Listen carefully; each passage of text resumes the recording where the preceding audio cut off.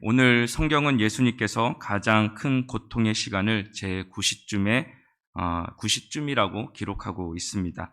예수님께서 십자가에 달린 시각이 오전 9시라고 마가복음 15장 25절에 때가 제3시가 되어 십자가에 못 박으니라. 거기서 플러스 6을 하면 우리 9시 정도가 됩니다. 그래서 가상 7원의 말씀 중 저들을 사하여 주옵소서. 내가 나와 함께 낙원에 있으리라.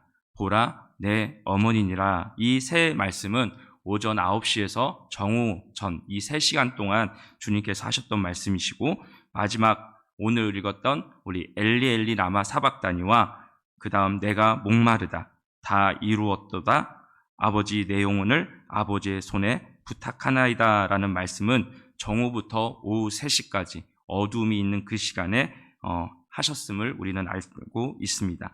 고통의 침묵을 깨트리고 힘겹게 입을 우리 여신 예수님, 그 말씀은 엘리 엘리 라마 사박다니였습니다. 영혼뿐만 아니라 육신의 처절한 고통을 견디다가 한계에 다다라서 토하신 그 부르짖음이었습니다. 따라서 우리는 이 4번째 말씀부터 7번째 말씀까지 이어서 하신 후 예수님께서 곧 운명하셨음을 우리는 추측하고 있습니다. 이 모습을 곁에서 바라보던 어머니 마리아의 심정은 어떠했겠습니까? 말로 다 할 수 없는 처절한 아픔이었을 것이요, 또한 그것을 바라보셨던 성부 하나님의 마음 또한 말할 수 없는 비통함, 말할 수 없는 슬픔이 가득 찼을 것은 분명합니다. 그 마음의 표현은 12시부터 계속적으로 진행된 그 땅 가운데 임한 어둠에 우리는 찾을 수 있습니다. 그래서 어떤 주석가는 이 어둠에 대해서 이와 같이 묘사를 합니다. 빛은 천지 창조의 사건의 처음이요, 참 빛인 예수님의 죽음을 통해 빛을 잃은 성부 하나님의 마음이었다. 또한 그 어둠은 심판을 말합니다. 그 어둠은 죄인들의 종말을 말하고 있습니다. 하지만 이 동시에 이 어둠의 의미는 예수 그리스도의 구원 사역은 창조주 하나님의 은혜였고 사역이었고 증거였다는 것을 말하고 있습니다. 지금도 온 우주를 다스리고 계시는 분, 달과 해와 수많은 별들을 모든 것을 통치하시고 계신 창조주 하나님, 그 창조주 하나님께서 이 모든 일들을 행하셨음을 그 하나도 깨닫지 못하는 어리석은 백성들에게 증거하고 계신 것입니다. 이 어둠 속에서 그 백성들은 하나님의 계획, 하나님의 마음이 무엇인지도 모른 채 각자의 죄악된 삶을 살아가는 어리석음을 그 시대, 그 십자가의 사건 당시에도 범하였고 지금도 계속 우리 어리석은 인생들은 범하고 있습니다. 이때 예수님께서 크게 소리질러 이르시되 엘리 엘리 라마 사박다니 지르셨다고 성경은 말씀합니다. 예수님은 그 이름대로 그 땅 가운데 구원자로 오셨습니다. 자기 백성을 저희 죄에서 구원할 자, 그것이 예수님의 이름이셨습니다. 하지만 지금 그 예수님의 모습은 어떠하십니까? 구원할 자가 사박다니 어찌하여 나를 버리셨습니까? 당신은 어찌해서 나를 버리셨습니까? 성경은 그것이 무엇이라고 말씀하십니까? 자신의 백성을 구원하기는커녕 자신도 구원하지 못하고 버림받은 자의 모습이 아니라 성경은 그것이야말로 주님께서 참된 구원자가 되시는 방법이다라고 말씀하고 있습니다. 우리를 구원하시는 방법, 모든 죄와 슬픔, 절망, 질병, 비참함으로부터 구원하시는 방법은 구원자이신 예수 그리스도께서 철저히 하나님으로부터 버림받으시는 것이 바로 그 방법이었습니다. 오늘은 그 버림받은 그 고통의 의미를 우리가 살펴보고 그 고통에 동참하는 은혜의 시간을 함께 갖고자 합니다. 첫 번째, 예수님의 고통은요, 버림받은 고통이었습니다. 예수님은 철저하게 버림받으셨습니다. 많은 이들이 예수님께 나오셔서 떡을 받았고 사랑을 받았고 위로를 받았으며 질병으로부터 귀신으로부터 자유함을 누렸으며 은혜를 받았지만 그 백성들은 도리어 그분을 철저하게 버렸습니다. 그리고 끝까지 함께 했어야 할 제자마저도 예수님을 버리고 말았습니다. 하지만 예수님에게 더 큰 아픔은 백성들의 버림 혹은 제자들이 자신을 배신하고 떠남이 아니라 무엇보다도 더 큰 아픔은 하나님께로부터 버림을 받았다라는 사실입니다. 그래도 이 자리에 계신 성도님들은 잘 아실 것입니다. 세상이 나를 알아주지도 않고 내 수고를 알아주지 않고 관심을 가져주지도 않고 그럼에도 불구하고도 우리 하나님만은 내 편이 되어주실 것이고 내 곁에 계어주셔서 여전히 나를 알아주시고 나를 위로하신다는 사실을 우리는 잘 알고 있습니다. 아멘이시죠? 구약의 다윗을 한번 생각해 보십시오. 다윗은 사울 왕을 위해서 이스라엘 백성들을 위해서 모든 전쟁터를 넘나들면서 헌신하였음에도 불구하고도 사울 왕으로부터 늘 죽임을 쫓김을 당했었습니다. 백성들은 그를 어떻게 했습니까? 외면하였습니다. 그럼에도 그가 인생을 포기하지 아니하고 그 인생을 지켜나갈 힘은 어떻게 가졌습니까? 다른 것이 아니었습니다. 다윗은 절제절명의 순간 속에서도 세상이 나를 버려도 하나님만은 나를 버리지 않으셔. 하나님만은 나를 끝까지 믿고 계셔. 하나님만은 끝까지 나를 함께 하실 거야. 이 사실이 그 인생을 가능하게 만들었습니다. 그래서 시편 27편 9절과 10절은 이와 같이 말씀하고 있습니다. 시편 27편 9절 10절 말씀입니다. 우리 함께 읽도록 하겠습니다. 시작. 주의 얼굴을 내게서 숨기지 마시고 주의 종을 노하여 버리지 마소서. 주는 나의 도움이 되셨나이다. 떠나지 마소서. 내 부모는 나를 버렸으나 여호와는 나를 영접하시리이다. 아멘. 다윗은 심지어 부모까지 나를 버리는 극한 상황까지 오더라도 하나님만은 나를 안 버리신다. 나는 그러기에 이길 수 있다라고 그는 고백하고 있습니다. 다윗은 우리들도 살다 보면 버림받는 것 같고 외로울 때가 있다는 것을 다윗도 알았고 하나님도 잘 알고 우리도 잘 알고 있습니다. 그런데 그럼에도 불구하고 그럴 때 하나님은 우리를 기억하시고 우리를 믿음의 성도로 하나님만을 신뢰하며 살아가기를 하나님은 누구보다도 원하고 계십니다. 그런데 오늘 이 십자가의 예수님은 그 하나님마저도 우리 예수님을 버리심을 여긴 것처럼 우리 예수님은 생각하고 느끼고 있었습니다. 이것이야말로 예수님의 고통이었습니다. 그래서 사람들은 오해해서 이런 그의 부르짖음을 엘리야를 부른다라고 오해까지 했었습니다. 그리고 신포도주를 적셔서 그의 입에 대어주기까지 했습니다.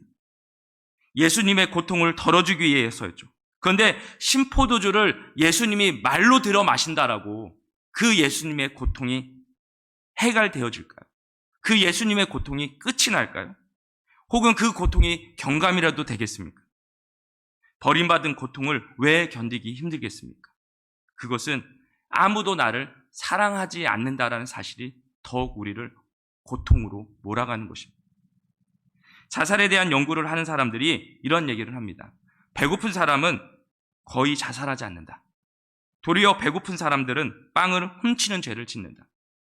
빵을 훔친다라는 그 내면적 행동은 무엇이에요? 나는 어떻게든지 살아남겠다라는 의지가 담겨져 있다는 것입니다.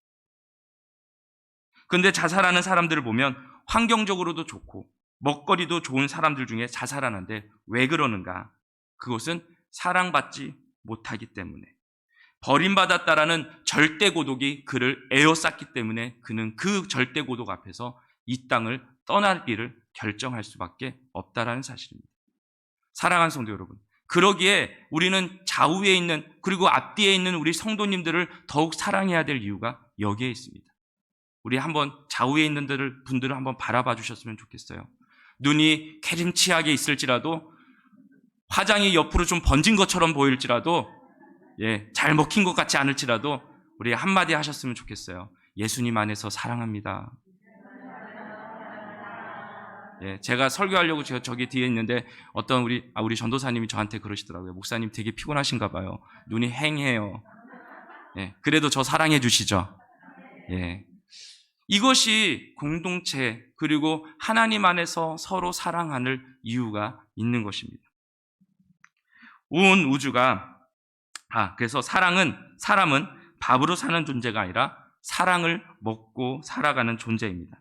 그러게 오늘 말씀처럼 우리가 그리스도 안에서 한 식구로서 사랑을 해주고 사랑을 받는 것은 반드시 필요한 것입니다. 온 우주가 창조되기 전부터 항상 함께 하셨었던 삼위 하나님, 성부 하나님, 성자 예수님, 성령 하나님, 누구보다도 많은 시간을 함께 하셨던 그분들이 바로 버림을 받아서 성자 예수님이 혼자 외로이 그 시간을 보냈다라는 사실입니다. 그럼에도 그 예수님은 그 모진 고통 속에서도 고통을 감내하면서, 그리고 그 아들 예수 그리스도를 내어주시면서 그 모진 절망과 고통을 느끼셨었던 우리 성부 하나님은 왜 그런 결정을 하셨을까요? 분명히 그 고통에는 이유가 있었을 것입니다. 바로 고통 뒤에는 진정한 가치가 숨겨져 있기 때문입니다. 예수님은 버림받았다는 고통의 한복판에 버려져 있었습니다. 우리도 살다 보면 이런 고통을, 이런 환난 속에서 살아갑니다. 그때 우리는 이 고통을 어떻게 이겨서 나갈 수 있을까요? 사랑하는 성도 여러분, 고통은 힘들지만요, 고통 뒤에 값진 의미가 있으므로 우리는 참고 이겨냄으로 열매를 맛볼 수 있습니다. 이 땅에도 그 고통을 이김으로 열매를 맺어가는 많은 분들이 있습니다. 그리고 이 자리에 계신 우리 성도님들이 그러한 삶을 살아가고 계십니다. 그 중에 한 분을 뽑는다면 바로 이 땅의 어머니들일 것입니다. 옛날 어머니들을 한번 기억해 보십시오. 견디기 힘든 시집살이를 견디셨습니다. 매일 두들겨 패는 남편, 학대 아닌 학대에서 살아가면서 하루 이틀, 한 달, 두 달, 한 해, 두 해가 아닌 평생을 그 고통 속에서 견딤으로 살아가는 우리 어머님들이 계셨습니다. 그렇다고 모든 남자분들이 어머님들을 때렸다라는 뜻은 말씀드린 것은 결코 아니에요. 저희 아버지 얘기예요. 오로지 내 사랑하는 아들, 딸을 키울 수 있다는 마음으로 그 고통을 견뎌내셨습니다. 평생을 그 고통에서 이겨낸 어머니들을 한번 생각해 보십시오. 인터넷에서 21살에 시집온 당신이라는 글들이 이렇게 돌아다니길래 제가 잠시 소개해 드리겠습니다. 21. 당신은 굽이굽이 험한 고개를 12고개나 넘어 얼굴 한번 본 적 없는 김씨 집안 맏아들에게 시집을 왔습니다. 26. 눈이 온 세상을 하얗게 덮던 겨울날 시집 온 지 5년 만에 자식을 낳고 그제서야 당신은 시댁 어른들한테 며느리 대접을 받았습니다. 32. 자식이 급체를 했습니다. 당신은 그 불덩어리를 업고 읍내 병원까지 밤길 20리를 달렸습니다. 40. 그의 겨울은 유난히 추웠습니다. 당신은 자식이 학교에서 돌아올 무렵이면 자식의 외투를 입고 동구 밖으로 나갔습니다. 그리고 마냥 기다리며 당신의 체온으로 덮여진 외투를 돌아오는 자식에게 따뜻하게 입혀 주었습니다. 52. 시리게 파란 하늘 아래 빨간 고추를 펴말리던 가을날 자식이 결혼할 여자를 집으로 데려왔습니다. 당신은 짙은 분칠이 마음에 들지 않았지만 자식이 좋다 하니까 그저 좋다고 하셨습니다. 60. 집배원이 자전거를 타고 다녀갔습니다. 환갑이라고 자식들이 모처럼 돈을 보냈습니다. 당신은 그 돈으로 자식들 보약을 지었습니다. 그러나 바빠서 오지 못한다는 자식들의 전화에는 애써 서운한 기색을 감추시며 전화를 끊으셨습니다. 65. 자식 내외가 바쁘다고 명절에 못 온다고 했습니다. 동네 사람들과 둘러앉아 만두를 빚으면서 평생 처음으로 거짓말을 하였습니다. 아들이 왔다가 바빠서 아침 일찍 다시 돌아갔다고. 그날 밤 당신은 방 안에 혼자 앉아서 자식들 사진을 꺼내 보십니다.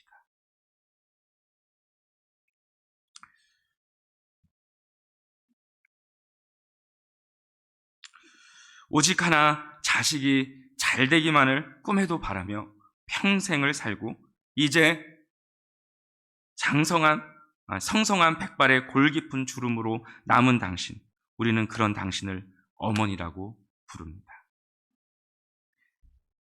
어머들이 그 고통을 어떻게 참아냈습니까?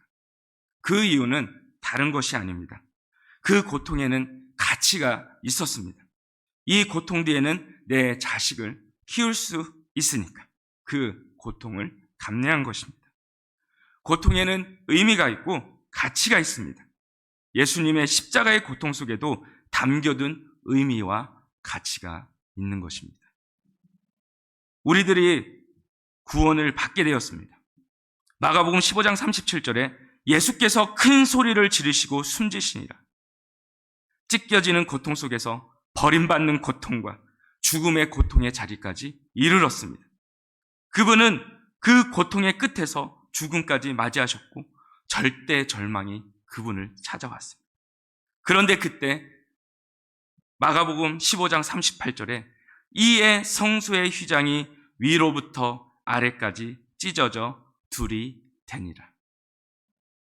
죄인이었던 우리의 인생이 절대 하나님의 임재로 나아갈 수 없었음에도 예수 그리스도께서 십자가에 달려 죽으심을 통하여서 휘장이 찢어짐으로 우리는 더 이상 망설임 없이 담대함으로 하나님을 대면할 수 있는 은혜가 우리에게 주어졌습니다. 그리고 그분을 향하여서 아빠 아버지라고 부를 수 있는 은혜가 우리에게 주어졌습니다. 그것이 예수 그리스도의 고통의 의미요, 그 가치를 아셨기에 우리 성부 하나님께서는 그 독생자 아들 예수 그리스도를 내어주셨고, 우리 성자 예수님은 그 모든 멸시와 천대와 조롱 속에서도 그 십자가를 감내하셨습니다. 사랑하는 성도 여러분, 어떤 죄인도 하나님의 앞에 나아갈 수 있고 부르짖고 만날 수 있는 길이 열렸습니다. 그 십자가의 고통은요, 우리를 하나님의 자녀가 되게 하셨고 구원받게 하는 값진 의미가 담겨져 있습니다. 주님의 고통은 고귀한 고통이자 형언할 수 없는 가치를 숨겨둔 고통이었습니다.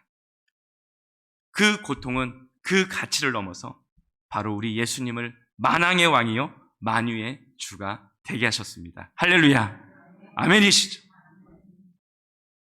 본문의 말씀을 우리 한 번 더 읽어보기를 원합니다. 우리 마태복음 27장 46절 말씀 우리 다 같이 한번 읽도록 하겠습니다. 시작. 제9시쯤에 예수께서 크게 소리질러 이르시되 엘리 엘리 라마 사박다니 하시니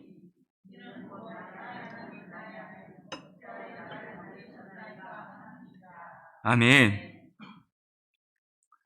드라마 허준의 한 장면에 의원으로 살아가는 것이 얼마나 힘든지 허준이 스승의 가르침을 저버리고 도망을 갑니다. 술주정뱅이로 살면서 인생이 망가지고 있을 그때에 스승의 친구가 그를 보고 이렇게 충고를 합니다. 이보게, 환자는 누가 살리나? 환자는 의원이 살리지. 그러면 의원은 누가 살리나? 의원은 환자가 살리는 것이라네. 의원의 길이 고통스럽다라고 도망가면 그 의원은 편해지는 게 아니라 오히려 죽는 걸세. 의원이 자기의 삶을 세우고 삶의 값어치를 발견하고 사람답게 사는 것은 환자 곁에서 고통스럽더라도 그걸 참고 견디며 사는 것이니 그러니 자네는 환자 곁으로 돌아가세. 어머니도 눈물을 흘리며 고통스럽지만 자식 곁에서 지키니까 열매를 맺는 것이지 도망간다면 열매를 맺을 수 없을 것입니다. 우리 예수님도 마찬가지셨습니다. 고통을 견디심으로 우리를 구원하셨고 고통을 참아내심으로 영광을 얻으셔서 만왕의 왕이요 만주의 주가 되셨습니다. 그 고통을 통해 만왕이 되신 예수 그리스도를 빌립보서 2장 9절에서 11절은 이와 같이 말씀합니다. 우리 다 같이 한 목소리로 읽을까요? 시작. 이러므로 하나님이 그를 지극히 높여 모든 이름 위에 뛰어난 이름을 주사 하늘에 있는 자들과 땅에 있는 자들과 땅 아래에 있는 자들로 모든 무릎을 예수의 이름에 꿇게 하시고 모든 이름으로 예수 그리스도를 주라 시인하여 하나님 아버지께 영광을 돌리게 하셨느니라. 아멘.